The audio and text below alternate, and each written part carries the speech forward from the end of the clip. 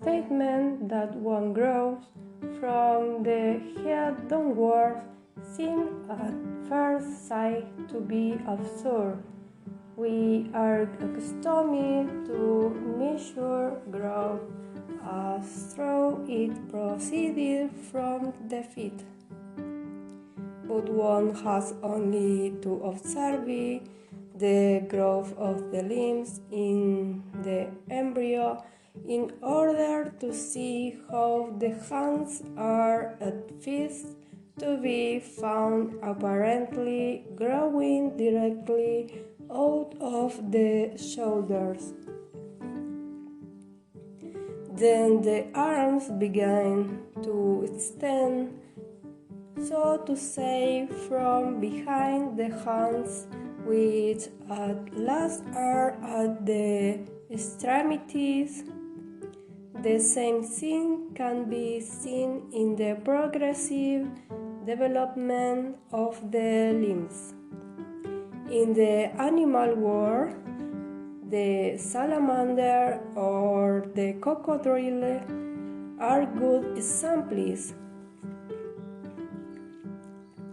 They have legs which are quite short, giving the impression that the feet are growing directly out of the body. In the higher animals, the whole length of the limbs appears. One can carry this idea to its conclusion in observing the human being as a whole, in whom not only the hands grow in this way, but the whole trunk and the lower limbs ending in the feet.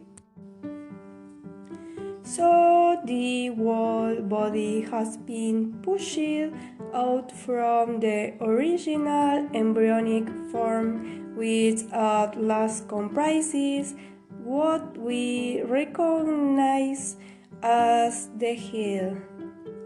This, although it seems somewhat absurd, should be taken quite seriously. Steiner was the first to discover the law of the three periods of the development of the child.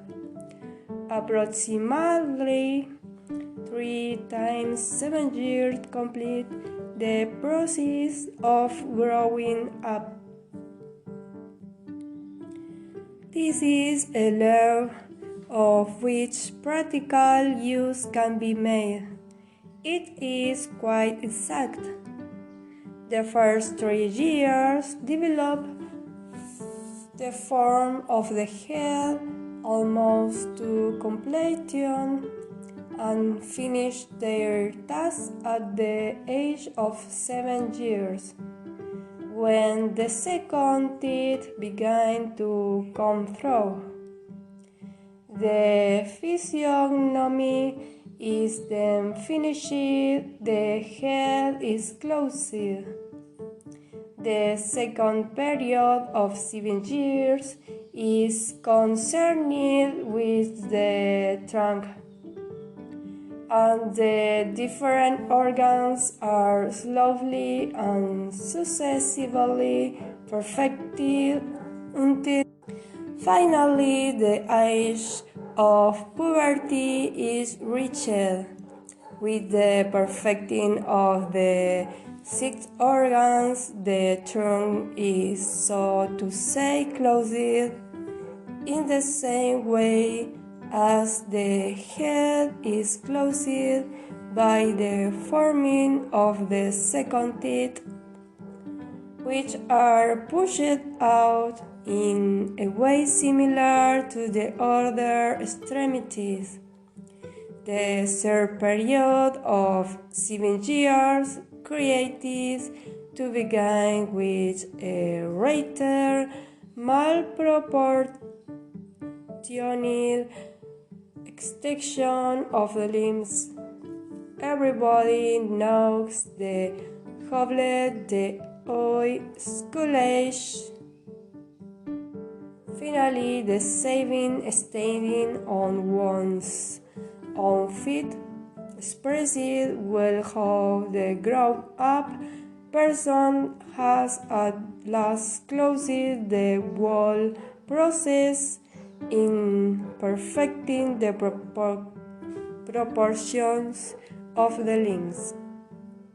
It seems that 7 years mark all stages of what one may call the dynamics of human development. Now let us turn back to the law I have already mentioned, which shows the connection between growth and mind. This stage of the development of the living human body corresponds to the stage of development of the human mind. To understand this necessitates the creation of an entirely new concept, the perfecting of every part of the body in the order described sets free the creative force which produces it, and each appears as a quality of the mind. For instance, when the second teeth are extruded and formed, the formative force being set at liberty appears as a definitive capacity for learning and remembering. The child is only now ready to go to school. In other words, to be able to think with the head. At the same time, the hands come under the influence of the newborn mentality, and a certain skillfulness appears. The two faculties that are thus born are reading, which is the more intellectual of the two, and the other is writing. These, although so different, are therefore related. The developed qualities of the mind, using the brain on the one hand and the finger on the other, are thus learning to make use of the body.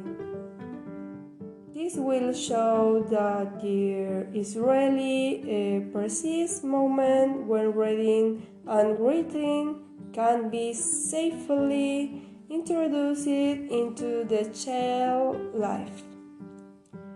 Whereas the general idea is that the psychological reasons for teaching any given subject are quite independent of the physiological development, or at any rate, there are no definitive rules about it.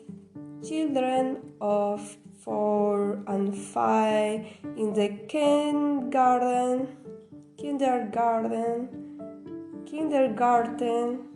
are taught reading and writing when there are no physiological foundation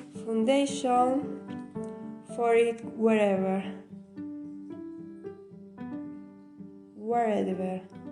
And this is bound to lead to illness in later life.